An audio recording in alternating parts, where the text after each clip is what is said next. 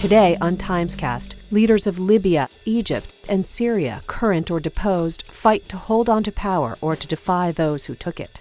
In a rare interview, the Libyan leader's son, Seif al-Islam el-Qaddafi, remains defiant. We're Libyans. It's our country. We will not leave the country, for sure. Ousted Egyptian President Hosni Mubarak appeared on television in court on a hospital bed.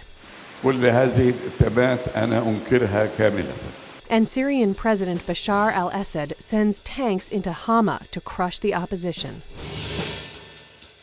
Are you gaining or losing? We're gaining. How do you mean? How do you lose? We're gaining. This is David Kirkpatrick from the New York Times reporting from Tripoli.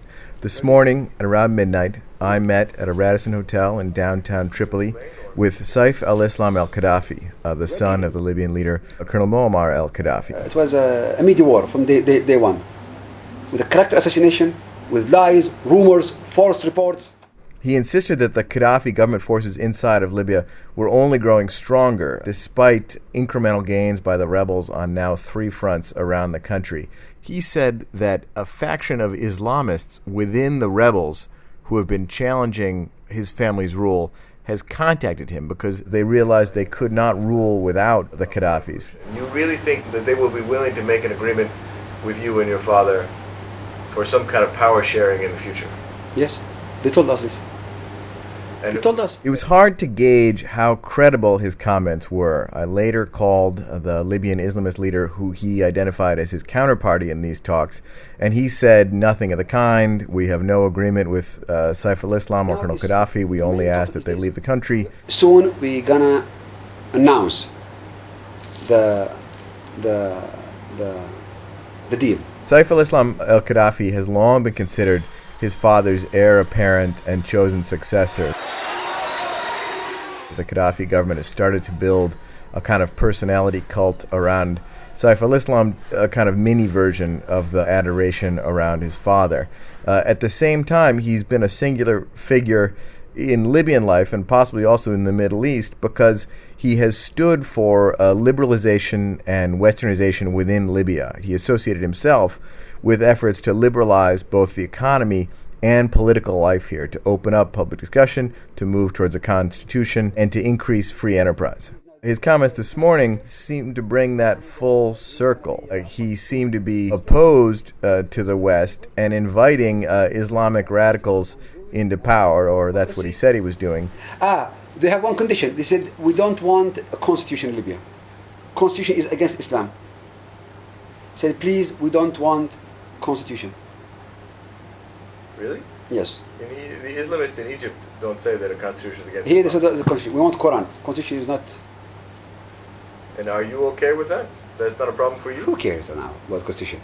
First, stop the war, and then we talk about constitution. But this is one of their ideas. Said we don't want constitution. It's not important. And he seemed to almost relish doing that in the face of the Western powers. He also returned to the question of why, of all the countries in the Middle East where there is rebellion or strife or dictatorship, it was in Libya that the Western powers decided to intervene. And by the way, why nobody is intervening in Algeria? There are still rebels fighting there, or in Mali, or in south of Philippines, or the army of God in Uganda, or the rebels of in the delta of Niger in Nigeria.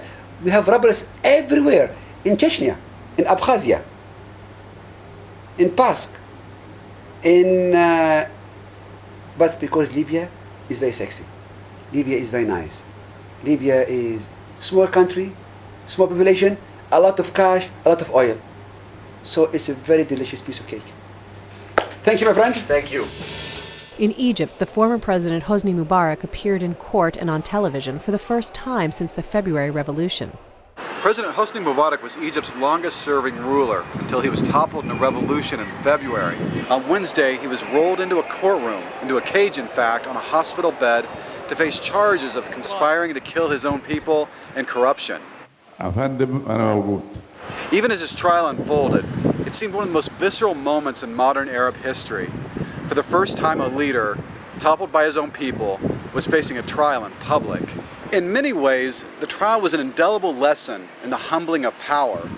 The last time the Egyptian public had seen Mr. Mubarak, he was giving a televised address Today, he was a far different figure. He looked weak, in fact wan. He was ashen-faced. He spoke only 2 lines to the judge. كل هذه التبات أنا أنكرها كاملة. There were tumultuous scenes outside the courtroom where supporters of Mr. Mubarak shared space with his opponents. At times they scuffled,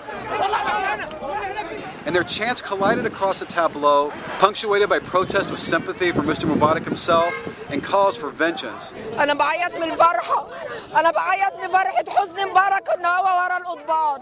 فإحنا جايين نسانده إن إحنا أولاده، مقتنعين ببراءته أصلاً، وحاسس إنه ما يستاهلش راجل 60 سنة بيخدم مصر، ما يستاهلش يتهم بالمنظر ده، حقيقي يعني. أي واحد شارك في الثورة، وأي واحد نزل الثورة، أي واحد حاسس بمعاناة البلد دي زينا وزي أي حد عايز الناس دي تقدم لأن ده أقل شيء فيها. The trial lasted about 4 hours before adjourning. The section that's going to deal with Mr. Mubarak and his 2 sons will pick up again on August 15th. But the reverberations were already being felt across Egypt and the Arab world as well. In fact, Mr. Mubarak's trial may be more about the past than the future. A question of justice was answered today. But the repercussions of that trial, of the revolution in Egypt, of the revolts across the Arab world, remain defiantly unclear. And despite international warnings and after 3 days of shelling, Syrian President Bashar al-Assad sends tanks into Hama to suppress the opposition. The timing of the attack was very important because it seems like they chose today, when all eyes are focused on the Mubarak trial in Egypt, to escalate their attack on Hama. And it happened as international and regional condemnations are growing against the Syrian government. Today, the Turkish Deputy Prime Minister said that a country that kills its own citizens, like Syria is doing, can no longer be a friend of Turkey. And these were the strongest remarks yet by Turkey, which is Syria's closest ally in the region and maybe in the whole entire world.